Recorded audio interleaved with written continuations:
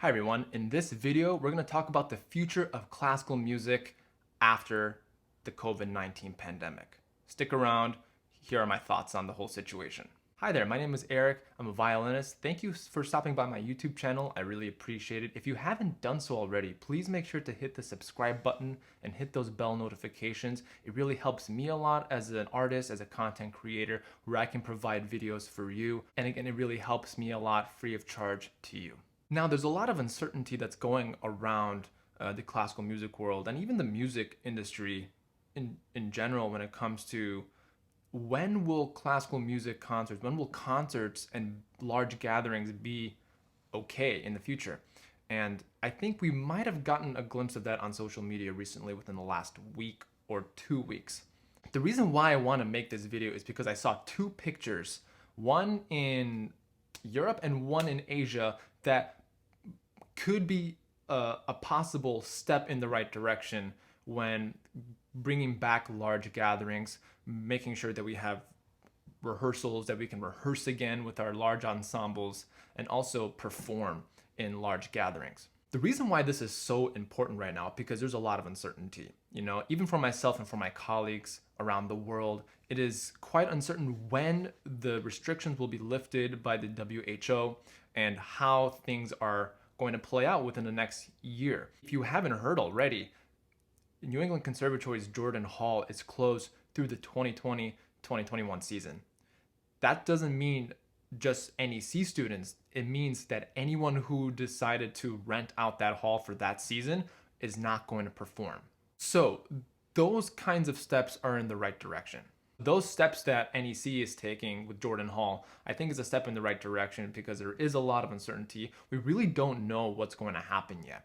And even with my violin podcast, I talk to people about how uncertain things are. We really don't know the answer yet, and we hope that we can come up with creative solutions together.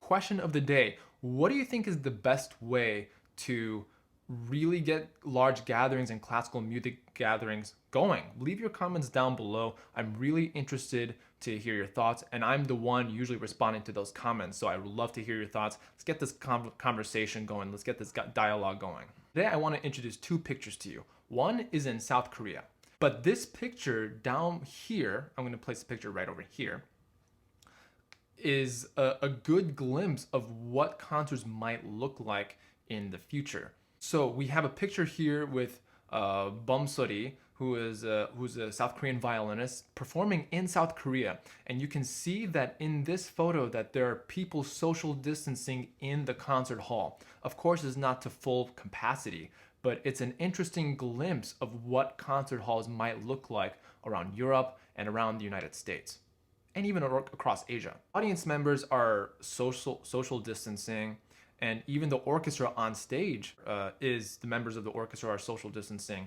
And will there be like a virtual queue to go into the concert hall to limit the spread and to limit crowds when going into the concert hall? I really don't know, but this could be a step in the right direction. And of course, you can see that everybody in the audience is wearing a mask, which is so important.